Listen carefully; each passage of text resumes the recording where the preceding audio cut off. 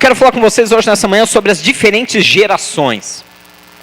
Quando nós falamos sobre geração, uma geração, a primeira coisa que nos vem à mente são épocas e datas. A primeira coisa que me vem à mente, ao menos, que quando eu falo de duas gerações diferentes, eu penso imediatamente entre uma geração que nasceu há 40 anos e outra que nasceu 40 anos depois dela. De acordo com alguns estudos de sociologia, é considerado uma geração inteira, uma geração completa, uma diferença de 40 anos de idade. Ou seja, mas puxa, o meu pai, quando eu nasci, ele tinha 30 anos. Nós não somos outra geração? Sim, é uma geração. Mas quando falamos de uma sociedade por completa, pensamos numa geração completa, a cada 40 anos é uma nova geração. Eu, particularmente, quando eu ouço falar de duas gerações diferentes, eu penso nisso, épocas diferentes. Mas eu estava meditando, orando, lendo a palavra de Deus, e eu percebi que duas gerações podem nascer na mesma época. Duas gerações podem nascer no mesmo dia, na mesma hora. Se você abrir comigo a palavra de Deus lá no livro de João, fala, pastor, você está ficando maluco? Não. Ainda não. Deus o sabe o futuro. João capítulo 3, ele explica exatamente isso. João capítulo 3, Jesus estava conversando com Nicodemos. Nicodemos era um mestre da lei, que, admirado com o ensino de Jesus, mas preocupado em não ser visto andando com ele, para não ser dito que ele aprovava a Jesus, foi buscar Jesus pela noite, foi interrogar Jesus. Então em João capítulo 3, lá no versículo 3, Jesus dá uma resposta para ele, sobre a conversa que eles estavam tendo, e diz assim, Jesus, em resposta, declarou, eu digo-lhe a verdade, ninguém pode ver o reino de Deus, se não nascer de novo. Vamos ler mais uma vez? Em resposta, Jesus declarou, digo-lhe a verdade, ninguém pode ver o reino de Deus, se não nascer de novo. Versículo 4, e perguntou Nicodemos, como alguém pode nascer sendo velho? É claro que não pode entrar pela segunda vez no ventre da sua mãe e renascer. E respondeu-lhe Jesus, digo-lhe a verdade, ninguém pode entrar no reino de Deus, se não nascer da água e do Espírito. O que nasce da carne é carne, mas o que nasce do Espírito é Espírito. Amém? Pelo conceito da palavra geração, é impossível que duas pessoas que nasceram exatamente no mesmo dia, horário, ano e mês, façam parte de gerações diferentes. Eles pertencem obrigatoriamente à mesma geração, mas pelo conceito bíblico da palavra, e Jesus falava isso para Nicodemos que não entendia. Nicodemos ficou confuso, falou, Jesus, do que o senhor está falando? Eu não consigo voltar para o ventre da minha mãe. Mas Jesus deixa claro, o nascer, o renascer, o fazer parte de uma geração diferente, não está inscrito na data do seu nascimento, mas sim no momento em que você nasce do Espírito. Espírito com E maiúsculo, do Espírito Santo de Deus. É possível então duas gerações que nasceram no mesmo dia conviverem no mesmo mundo? Sim. Sim, a palavra de Deus nos ensina que nós podemos ser uma geração diferente no meio do mesmo tempo que nós vivemos. Esse é o grande problema. Eu vejo alguns saudosos, né? Eu sou muito saudosista, mas eu vejo alguns são muito mais do que eu dizendo, puxa, porque na década de 80, sim, aquilo que era desenho animado, puxa, aquilo que era maneira de brincar e se divertir, puxa, eu fico vendo isso e é verdade, era um tempo muito bom. Eu vejo aqueles que nasceram em outras décadas. Meu pai, por exemplo, ele fala, você fala isso da década de 80 porque você não conheceu a década de 60. Aquilo sim que era infância, aquilo sim que era um tempo gostoso, um tempo mais inocente, um tempo mais puro. E obviamente, se for perguntar para o meu avô, ele vai falar que a década de 20 era melhor. E assim sucessivamente. Que quanto mais o tempo passa, pior está ficando a situação. Será que realmente as gerações estão piorando? Será mesmo? Olha o que Jesus fala lá no livro de 2 Timóteo. Jesus não, perdão. né? Paulo escreve uma carta para Timóteo. Timóteo, que era um discípulo de Paulo, um pastor. Em 2 Timóteo capítulo 3, versículo 1, olha o que o apóstolo Paulo fala para Timóteo. 2 Timóteo capítulo 3, versículo 1. Todos encontraram, amém? Diz assim: saiba disto, nos últimos dias sobrevirão tempos terríveis. Os homens serão egoístas, avarentos, presunçosos, serão arrogantes, serão blasfemos, desobedientes aos pais, ingratos, ímpios, sem amor pela família, irreconciliáveis, caluniadores, serão sem domínio próprio, cruéis, inimigos do bem, traidores, precipitados, soberbos, mais amantes dos prazeres do que amigos de Deus, tendo aparência de piedade, mas negando o seu poder. Afaste-se desses também. São esses os que se introduzem pelas casas e conquistam mulheres instáveis, sobrecarregadas de pecados, as quais se deixam levar por toda espécie de desejos. Elas estão sempre aprendendo e jamais conseguem chegar ao conhecimento da verdade. Os últimos tempos virão momentos difíceis. E aí vem uma lista onde o apóstolo Paulo está ensinando. Olha, as pessoas serão muito mais arrogantes, muito mais avarentas, muito mais impiedosas, muito mais amantes de si mesmos do que amigos de Deus, inimigos do bem, desobedientes aos pais. Jesus, o que você me diz? O que você diz dessa geração? Ah, pastor, mas isso sempre existiu. Sempre existiu. O problema é que quanto mais o tempo passa, quanto mais se aproxima o dia aonde o Senhor vem buscar a sua igreja, e eu não sei dizer que dia nem hora é essa, e não adianta ninguém vir com nenhum tipo de profecia, porque o próprio Senhor Jesus disse: nem eu, o próprio Filho do Deus vivo, eu que tenho todo o poder nos céus e na terra, nem eu sei o dia nem a hora. Mas, quanto mais o tempo passa, mais se cumpre essa escritura. Caluniadores, amantes de si mesmo, pessoas que são arrogantes. Nós estamos vendo dias aí, feriado de carnaval, que tem tudo a ver com isso. E Paulo vai explicando, vai piorar. A coisa vai piorar. E aí eu pergunto, então por que os tempos estão passando? Por que o tempo que nós nascemos nunca se ouve, em tempos como nós vivemos, tanta destruição, tanto assassinato de pais aos filhos, de filhos aos pais? Nunca se houve tanta falta de respeito com o próximo. Nunca se viu uma falta de amor tão generalizada como nós vemos nos dias de hoje. Então por que nós vivemos no meio deste período, desta era, nós temos que ser iguais? Sim ou não? Nós temos que nos deixar levar? Alguém nos agride e nós agredimos mais ainda? Alguém me bate, eu dou um tiro. O cara me dá um soco, eu dou uma facada nele, muito justo. É assim? Não. A palavra está nos dizendo que nós estamos vivendo dias muito terríveis. Dias onde uma geração de homens e mulheres fazem o que dá na cabeça. Gente, desculpe, vamos ser honestos, o tempinho politicamente correto, maligno esse que nós vivemos. Tudo não pode, tudo é errado, tudo que você questiona a atitude de alguém, você é tido como você é um extremista, você é um radical. Você é um extremista de direita, você é um opressor da liberdade. As pessoas fazem o que querem, e se você reclamar, você está errado.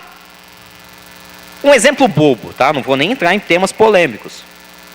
Um exemplo bobo, você está lá, tranquilo, sei lá, na tua casa, no teu apartamento, o vizinho liga o rádio alto. E você, com os seus direitos, vai pedir educadamente: olha, por favor, mas o som da sua casa, do seu apartamento, está entrando na minha casa, está me incomodando. Vai fazer isso com educação hoje, para você ver o que você ouve. Em geral. Via de regra, alguém que não consegue controlar o volume do seu rádio a ponto de incomodar os seus vizinhos, você acha que ele vai te receber bem? Você acha que ele vai te receber com educação? Dizendo, olha, me desculpe. Uma pessoa que não está nem um pouco preocupada se está incomodando ou não o vizinho, em geral, via de regra, é uma pessoa que não tem limites. É assim no trânsito. Você vai, está lá, parado, esperando o semáforo abrir. O semáforo mal abre. Faz isso, faz um teste. Eu te desafio a dirigir na cidade de São Paulo. Pare em um semáforo na cidade de São Paulo. E quando o semáforo abrir, não esteja já com o pé no acelerador para você ver. Espere 2 segundos. Não são 3, 2 segundos. 2 segundos na cidade de São Paulo, com o semáforo aberto, são suficientes, se você não arrancar com o seu carro, para você ouvir, no mínimo, uma buzinada. É verdade ou não é? Por quê? Porque você está impedindo a pessoa de alcançar logo o objetivo dela. Você está atrapalhando. A pessoa quer ir e você não deixa. Certa vez aconteceu uma coisa interessante comigo. A gente estava aqui na Castelo Branco, tudo parado, tudo travado. Tudo. Um camarada passou pelo acostamento, tudo parado, mas só o bonitão tinha pressa, só o bonitão estava atrasado. Então ele foi pelo acostamento. Janelas abertas, sem camisa, sem cinto, rádio alto. Acostamento. E foi. Chegou certo ponto do acostamento, tinha um caminhão quebrado. Ele teve que sair do acostamento. E foi justamente na hora que a gente estava passando. E aí eu resolvi fazer um teste. Eu falei, deixa eu ver o que acontece se a gente é mais folgado que uma pessoa folgada. Não aconselho ninguém a fazer isso, viu? Eu agi errado. E aí, assim que ele passou esse caminhão no acostamento, eu coloquei o carro um pouquinho para dentro do acostamento e fui indo, no ritmo do tráfego, bem lento. Eu não entrei totalmente no acostamento, coloquei só 2 rodas, a ponto de não deixar espaço para ele passar pelo acostamento. Gente do céu, esse cara xingou umas 4 gerações minhas. E quanto mais ele buzinava e xingava, mais eu ficava tranquilo. E eu segurei ele por uns 300, 400 metros. E ele querendo passar, desesperado. E aí você pensa, é uma geração sem respeito. Sem nenhum mínimo de preocupação com o que o outro está vivendo. Hoje nós estamos vivendo o tempo... Gente, eu estou falando alguma mentira? Nós estamos vivendo um tempo onde, se um pai fala, dependendo da criação desse filho, desse adolescente, se um pai fala para um adolescente, não... Eu lembro que na minha época, eu ficava questionando, pai, posso fazer tal coisa? Não. Aí a primeira pergunta óbvia que eu fazia era, por quê? E a resposta mais óbvia do mundo que meu pai sempre dava era, por que não? Era assim, não sei como foram com vocês. Pai, posso fazer tal coisa? Não. Por quê? Por que não? Acabou a discussão. Pelo menos era assim comigo, não sei como foi com vocês. Hoje eu vejo umas coisas interessantes. Pai, posso fazer tal coisa? Não. Ah, mas aí o adolescente já começa a argumentar. E argumenta. E quando vai ver, ele dobra o pai. Ele dobra. Eu vejo os adolescentes de hoje, eles dobram o pai na facilidade, porque eles têm mais argumento. Na minha época eu não podia argumentar, eu não tinha o direito de tentar explicar os meus motivos. E quanto mais o tempo passa, mais as pessoas fazem o que dá na cabeça. Ah, agora eu decidi que agora eu vou ser mulher. Por quê? Porque eu quero e acabou, ninguém pode me impedir. E assim é, porque as pessoas fazem o que dá vontade. Ah, agora eu vou sair pelado no meio da rua. E por quê? Porque deu vontade e ninguém pode falar nada. Já reparou que é assim? As pessoas fazem o que dá na cabeça. E vai você falar alguma coisa. Você é um extremista, é um controlador, é um radical de direita que priva as pessoas da sua liberdade. A verdade é que quanto mais a sociedade é livre para fazer o que bem entender, do jeito que quiser, na hora que quiser, mais ela não percebe que ela é escrava de Satanás. A verdade é essa. A gente gosta de ouvir ou não, quanto mais livre eu sou para fazer o que me der vontade, mais escravo do inferno eu sou, menos próximo a Deus. Gente, a palavra de Deus, eu vou ser muito claro com vocês, não era nem exatamente isso que eu ia falar, mas eu preciso falar isso. A palavra de Deus, ela indica que Deus, como Criador, Supremo, Soberano, Senhor das nossas vidas, Ele deve ter o controle absoluto, não como um manipulador de marionetes, mas numa relação de amor. Nós devemos entregar o governo a Ele, para que nós possamos encontrar o nosso caminho perfeito e viver a boa, agradável e perfeita vontade de Deus. Essa é a relação de Deus. Uma relação de amor, não de manipulação, onde nós entregamos o governo a Ele e Ele nos conduz pelo melhor caminho possível.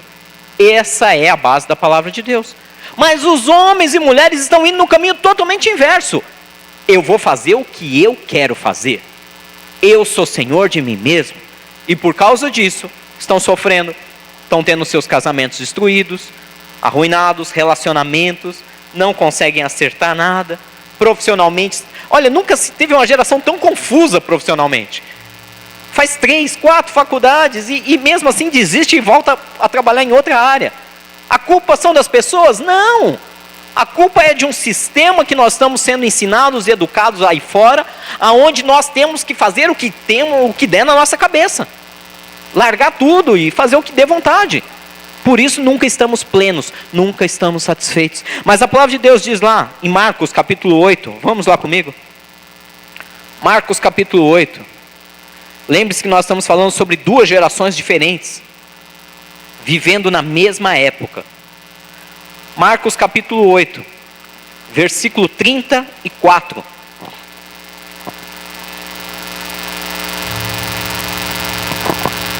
Como está difícil viver nessa sociedade.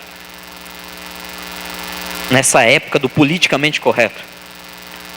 Onde a palavra de Deus perdeu o sentido, onde as pessoas fazem o que bem entenderem, e quando você tenta ajudar, você ainda é quadrado. Marcos 8,34 diz assim: então, ele chamou a multidão e os discípulos e lhes disse: se alguém quiser acompanhar-me, negue-se a si mesmo, tome a sua cruz e siga-me. Versículo 35: pois quem quiser salvar a sua vida, a perderá, mas quem perder a sua vida por minha causa e pelo evangelho, a salvará. Pois que adianta o homem ganhar o mundo inteiro e perder a sua alma? Ou o que o homem poderá dar em troca da sua alma? Se alguém se envergonhar de mim e das minhas palavras nesta geração adúltera e pecadora, o Filho do Homem se envergonhará dele quando vier na glória do seu Pai com os santos anjos. A palavra de Deus, gente, é clara. E por mais que eu e você desejássemos de todo o nosso coração que a palavra fosse parcial, não, esse versículo para mim está ótimo, esse eu quero. Não, esse aqui está um pouco duro, um pouco pesado, esse eu não quero. Por mais que nós desejemos ser parciais com relação à palavra, ela é integral. A palavra de Deus é integral. Não dá para a gente passar a mão na cabeça dos filhos, ou dos pais, ou de irmãos, ou de amigos, e dizendo, não, está certo, faz o que der vontade. Porque a palavra de Deus ela é muito clara, não dá nem para fazer isso com a nossa própria vida. Quem perder a própria vida, quando diz perder a própria vida, não é só para aquele cristão que vai lá no meio do Estado Islâmico declarar, eu sou cristão. Não é isso que significa perder a vida. Isso significa ir encontrar com Deus.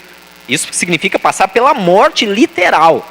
O perder a vida que Jesus está se referindo é quem deixar de agradar a si mesmo.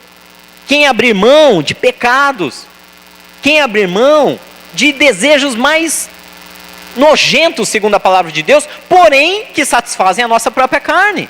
Quem abrir mão da pornografia, da prostituição, do adultério, quem abrir mão da mentira, quem abrir mão da lascívia, quem abrir mão do dinheiro ilícito, quem perder a sua vida nesse sentido, esse que fizer isso por amor a mim e pelo evangelho, esse terá sua vida salva. Nós somos uma geração no meio de outra. Nós somos uma geração, segundo a palavra de Deus, de escolhidos de Deus, para mostrar a essa geração corrompida que é possível ter uma vida saudável, santa, feliz, plena, justa, no meio de toda essa maluquice. É possível, não é loucura, é possível. Ou então o que nós estamos fazendo aqui é uma mera religião, no sentido pior da palavra, Ou isso é possível, ou isso é verdade, ou nós podemos ser realmente luz em meio às trevas e podemos ser muito bem satisfeitos e plenos nisso, ou, não, então a nossa vida vai ser uma chatice. Sem esses pecados, sem esses desejos carnais, a nossa vida é sem graça. Jesus, então o que nós estamos fazendo? Então estamos vendo a religião no pior sentido da palavra? Enganando a nós mesmos?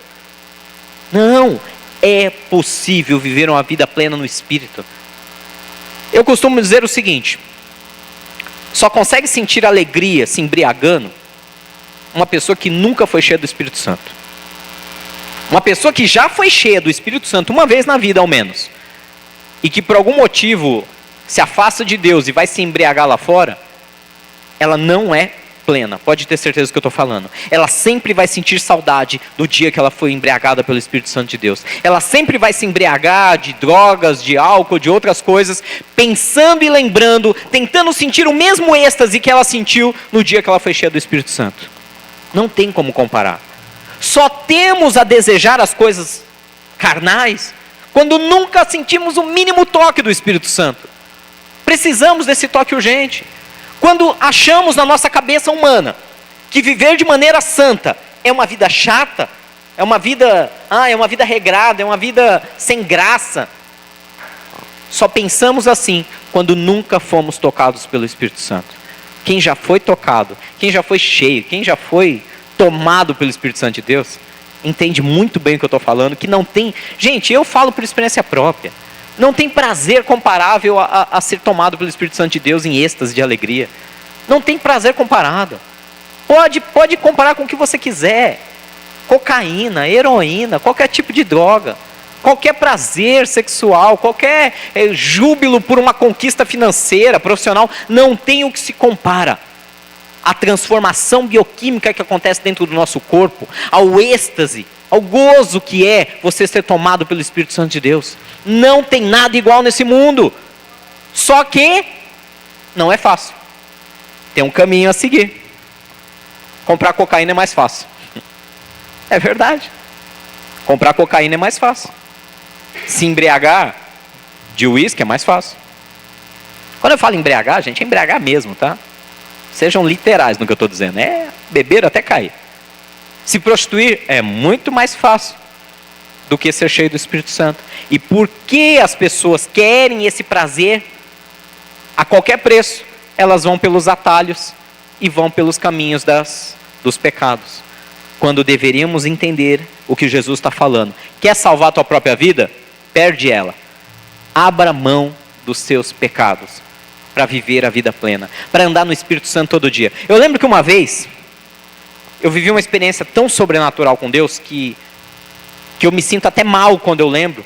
Eu me sinto envergonhado quando eu lembro do que aconteceu depois daquela experiência. Era uma época que nós éramos bem mais jovens e nós tínhamos um ritmo de oração muito intenso. Na época, fazia pouco tempo, eu estava namorando com a pastora Vanessa, a gente tinha começado a namorar há pouco tempo, e nós tínhamos um grupo na igreja do qual nós orávamos muito, mas muito mesmo. Reuníamos, o culto era domingo à noite, então reuníamos domingo de manhã e passávamos horas ali na presença de Deus entre oração e adoração, e era algo muito poderoso. E certo domingo eu tive uma experiência tão sobrenatural que eu não sei nem explicar para vocês com palavras aonde eu estava. Não sei se, como diz Paulo, né? Não sei se no terceiro céu, não sei se acordado, se dormindo. Eu sei que no meio da oração, de repente, eu não estava mais lá, isso eu tenho certeza. Podem me chamar de louco, podem criticar, eu não estou nem aí, eu sei o que eu vivi. E eu não estava mais ali. As pessoas que estavam orando comigo diziam que eu ainda estava ali caído no chão, mas minha mente, meu espírito, sei lá o que, foi arrebatado. E de repente eu me vi num lugar como se fosse uma espécie de um paraíso. E como se Jesus viesse andando na minha direção, eu não conseguia ver os olhos dele, eu não conseguia ver o rosto por completo, era tudo uma névoa, era como se eu tivesse míope, mas eu sabia que era Jesus e aquela graça, aquele amor era tão forte que meu corpo começou a tremer. E eu tentava falar com ele, mas eu não conseguia, porque eu só conseguia sentir vergonha do meu pecado, da minha imundície, dos meus erros. E quanto mais ele dava um passo na minha direção, mais eu chorava de dor, de constrangimento, porque eu pensava comigo, como pode Deus se aproximar de mim, eu sendo tão impuro? E ele vinha na minha direção, e cada passo que ele dava, mais eu chorava de desespero, pensando comigo, Senhor, não se aproxime, eu não sou digno.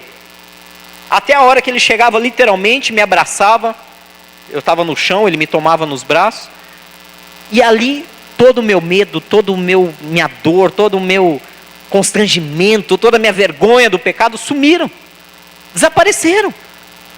E eu senti a coisa mais forte que eu já senti em toda a minha vida. Eu senti o maior amor, o maior êxtase em toda a minha vida, e nada se compara àquele dia. Nada, nunca senti nada igual. E eu pensei comigo, aonde foi todo o medo? Aonde foi toda a preocupação, toda vergonha?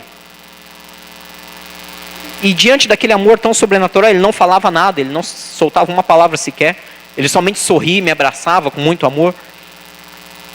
E aí eu senti algo tão maravilhoso que eu falei algo para ele, eu falei, Senhor, isso que eu estou sentindo é tão forte, é tão lindo, é tão maravilhoso, é tão inexplicável, eu nunca senti um prazer desse com nada que eu já experimentei na minha vida. Eu só te peço uma coisa, eu só te peço que eu possa viver exatamente essa sensação que eu estou vivendo agora. Eu só te peço isso, que eu possa viver isso todos os dias da minha vida. E aí que veio a vergonha nos dias seguintes. Porque a única coisa que ele me falou naquele dia, a única frase que ele soltou é, eu estarei aqui, só vai depender de você. Só vai depender de você. Eu acordei daquela experiência, ou sei lá, voltei em mim. E as pessoas ao meu redor estavam, umas riam, outras estavam meio assustadas. Eu estava literalmente numa poça de lágrimas no meio do chão da igreja. E eu sei bem o que eu vivi aquele dia. E ele falou, só vai depender de você. E sabe de onde veio o meu maior constrangimento em falar isso para vocês hoje? É que eu não consegui viver aquilo todos os dias da minha vida. Eu não consegui. Tive outras experiências fantásticas.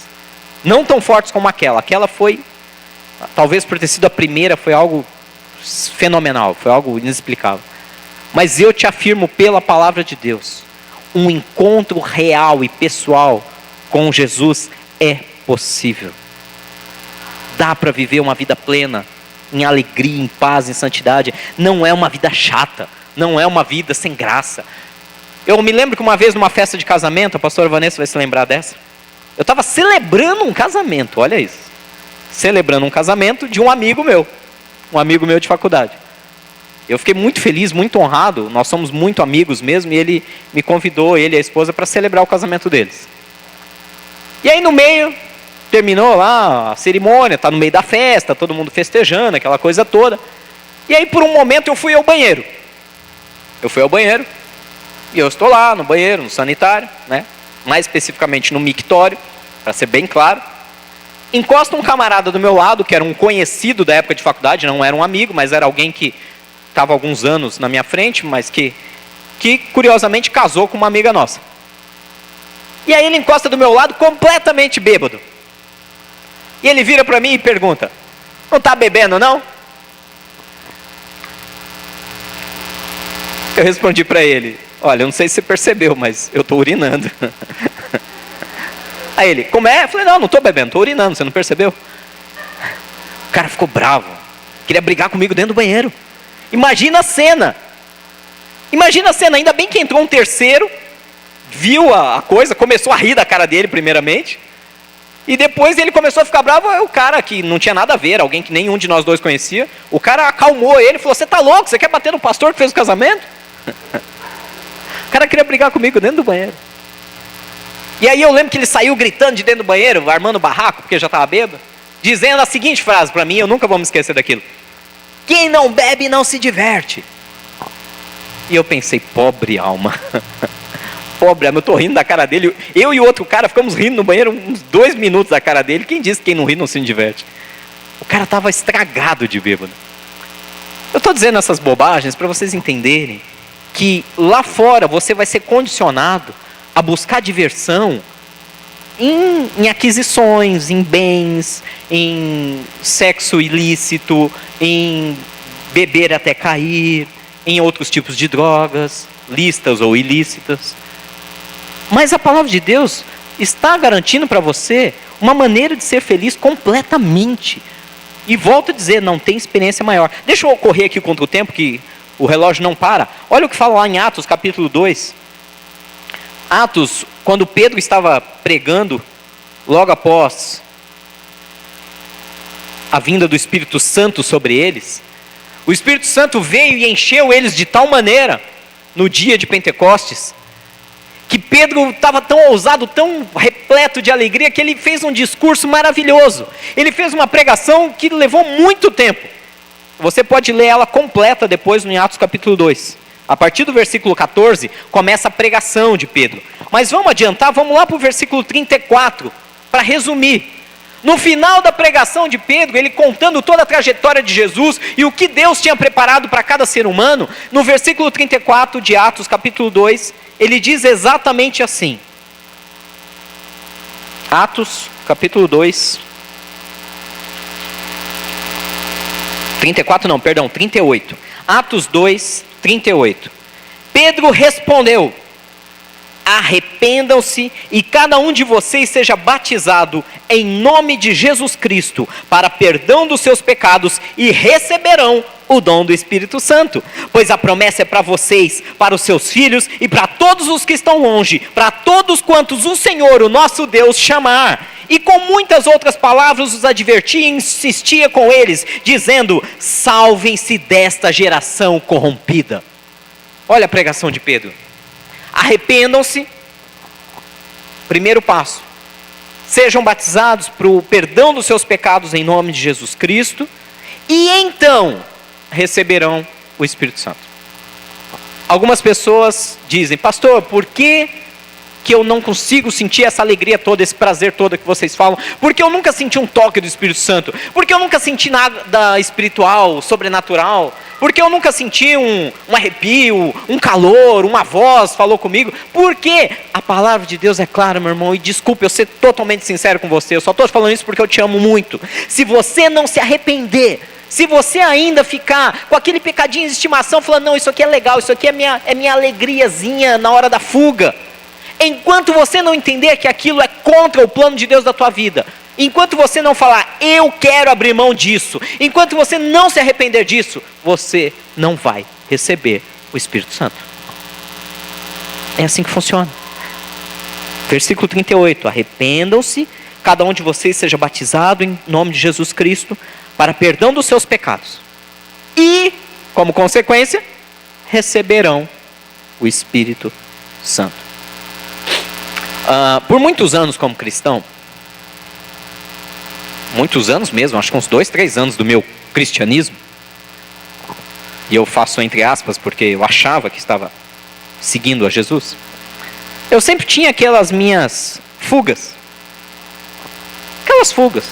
Olha, eu amo a Deus, eu amo a palavra, a igreja é um lugar legal, mas isso aqui é aquela minha satisfaçãozinha pessoal, aquele meu pecadinho de estimação, que quando eu estou triste, quando eu estou chateado, é minha fuga. E 2 a 3 anos da minha caminhada cristã, eu não entendia que aquilo me impedia de ver completamente a Deus. Eu achava que não, era normal, o ser humano é falha, é pecador. Então, andar com só o sentimento de imaginar, de abrir mão disso, não dá. Eu conheço cristãos que há anos, não, pastor, sabe o que é?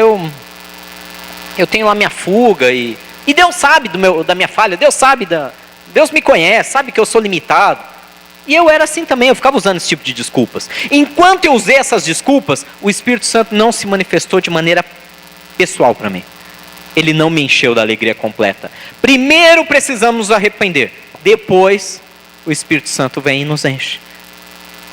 Não tem como ele encher um copo que está cheio. Amém? Não tem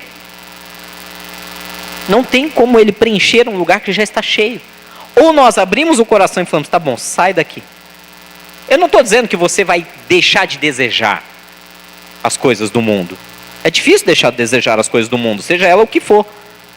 Eu não estou dizendo que você vai simplesmente virar perfeito do dia para a noite. Eu estou dizendo que enquanto você não entender na sua mente e não sentir no teu coração que aquilo que é uma fuga para você é pecado, e está fora do plano de Deus, enquanto não houver um arrependimento, você pode até não ter força para largar, seja lá o que for, mas enquanto na tua mente não ficar claro que aquilo não pode continuar, que você precisa se livrar daquilo, enquanto você tiver aquele pequeno desejo de manter, o Espírito Santo não vai te ajudar.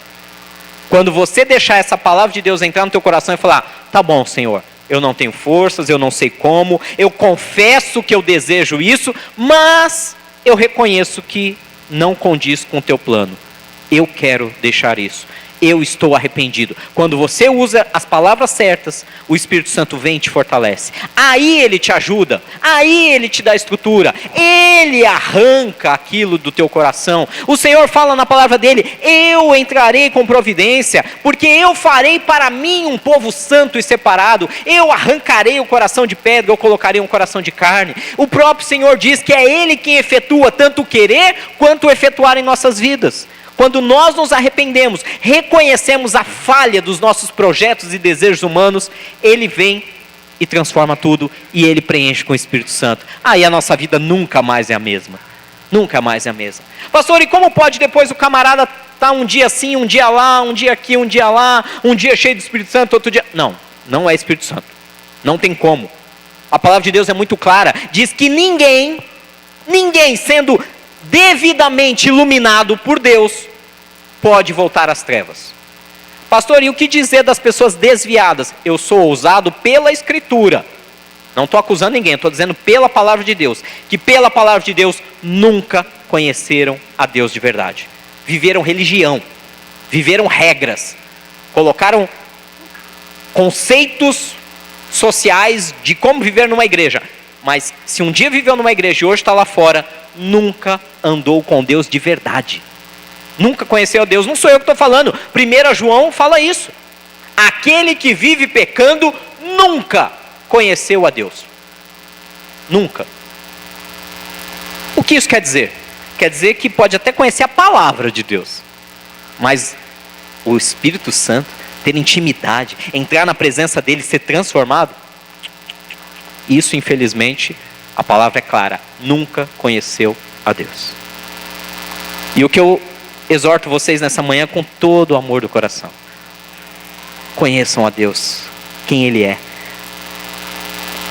Pedro termina essa pregação dizendo, versículo 39, a promessa é para vocês, é para os seus filhos também, é para todos aqueles que estão longe, para todos quanto o Senhor nosso Deus chamar. E versículo 40 diz, com muitas outras palavras advertia e insistia com eles, salvem-se dessa geração corrompida. Eu digo para vocês hoje, no Espírito Santo de Deus, salvem-se dessa geração corrompida. Não se deixem levar no mesmo caminho. Ah, mas puxa, eu gosto do que eu faço. Porque não sentiu ainda o que é ser cheio do Espírito Santo. Um dia todos vocês, sem exceção, eu creio nisso de todo o meu coração, todos vocês vão ser tão cheios do Espírito Santo, que vocês vão falar, como eu perdi tempo na minha vida buscando prazeres em outras coisas. Como eu perdi tempo. Se eu soubesse que a sensação era tão absurda, que era tão inexplicável, gente, não dá para narrar em palavras. Não dá. Ser cheio do Espírito Santo é uma coisa tão fora do natural, que o corpo explode em êxtase. Você chora de alegria, não é que chora de saltar lágrima. O corpo treme, a mente vagueia. É algo inexplicável. Para a gente encerrar, 1 Pedro, primeira epístola de Pedro, lá no finalzinho da Bíblia, um pouquinho antes de 1ª, 2ª e 3ª João.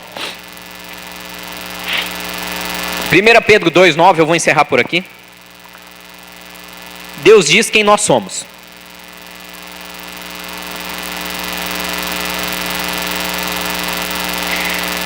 Primeira Pedro capítulo 2, versículo 9 diz assim.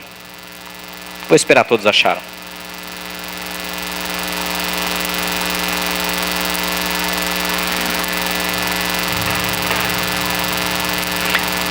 Primeira Pedro capítulo 2, versículo 9.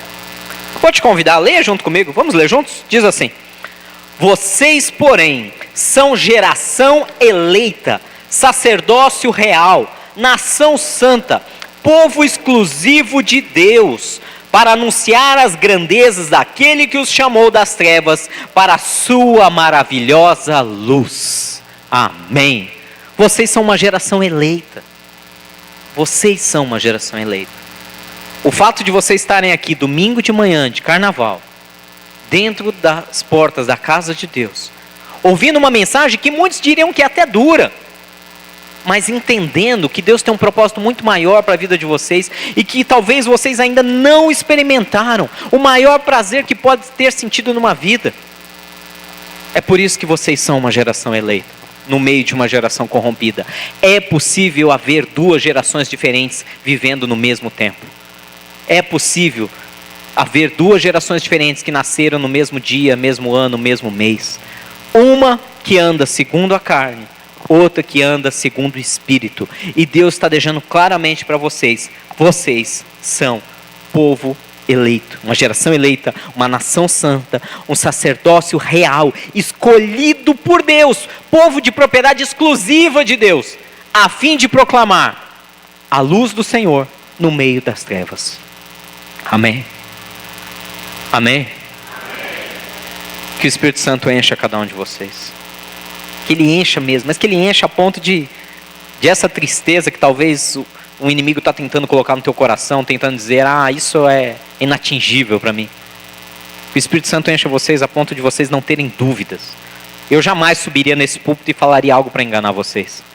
Eu jamais subiria aqui e falaria uma mentira para tentar agradar vocês, ou tentar fazer parecer que o caminho difícil é legal. Jamais faria isso. Se eu estou dizendo isso, eu estou abrindo o coração. Não é difícil. Basta o arrependimento. O Espírito Santo faz o resto. Ele enche, Ele tira o ruim, Ele põe o que é bom. Ele nos dá uma paz indescritível.